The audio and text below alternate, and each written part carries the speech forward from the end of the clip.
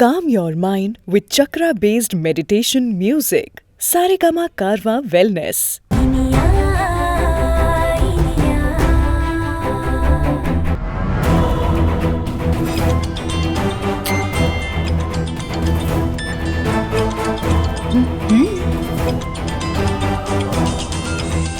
Phone அடிக்குது. யாரு போன்ல?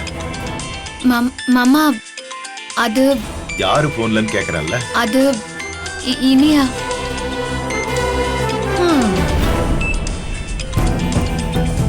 அந்த போனை குடுமா. மாமா குடுமா. மாட்னியா?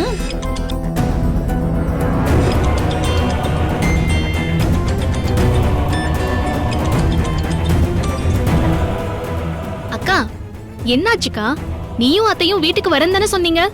ஏதோ பலகாரம்லாம் எடுத்துட்டு வருவேன்னு சொன்னீங்க, ஆனா இன்னும் வரவே காணோம்.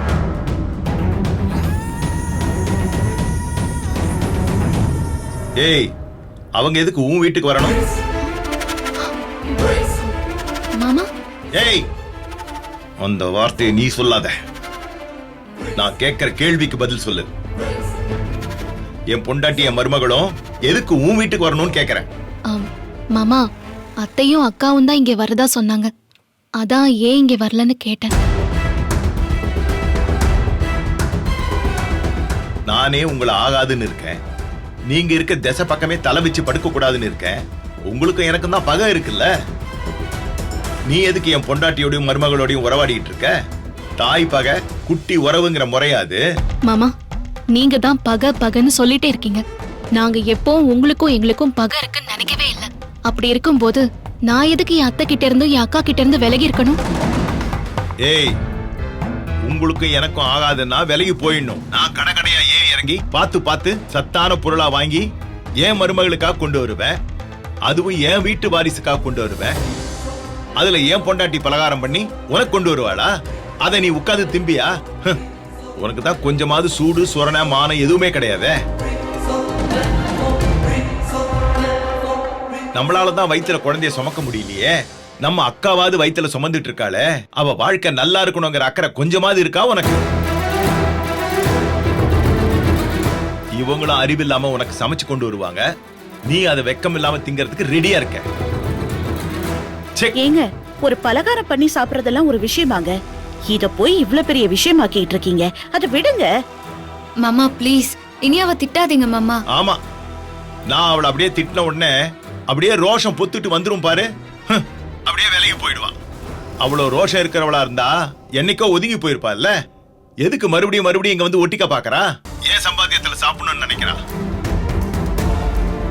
ஏய், இத பாரு, நீ ஏதாவது சாப்பிடணும்னு நினைச்சினா உன் புருஷன் இருக்கான்ல, இன்ஸ்பெக்டர் தானே, நல்லா சம்பாதிக்கிறான்ல, அவனை வாங்கிட்டு வர சொல்லி நல்லா பக்கனையா உட்காந்து தின்னு.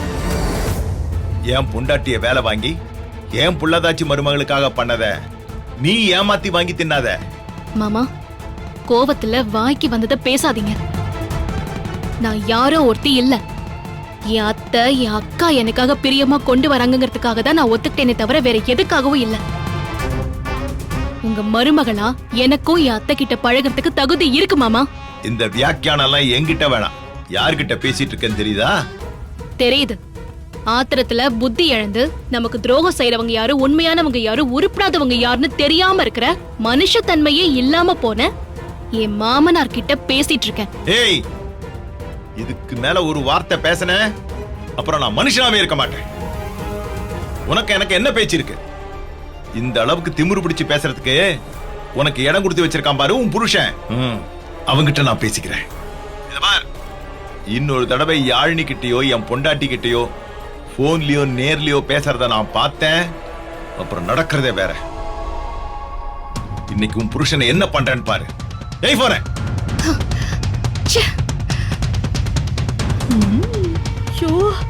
என்ன இது?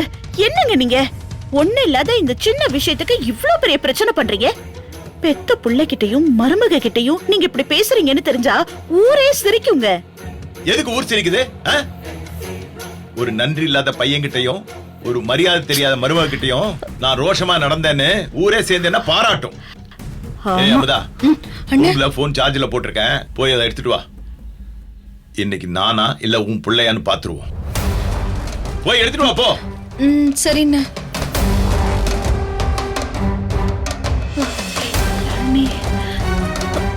இந்தாண்ணா. ஏங்க வேண்டாங்க. ஏய் வா. Saregama TV shows Tamil YouTube சேனல்ல லைக் பண்ணுங்க, கமெண்ட் பண்ணுங்க, ஷேர் பண்ணுங்க, சப்ஸ்கிரைப் பண்ணுங்க.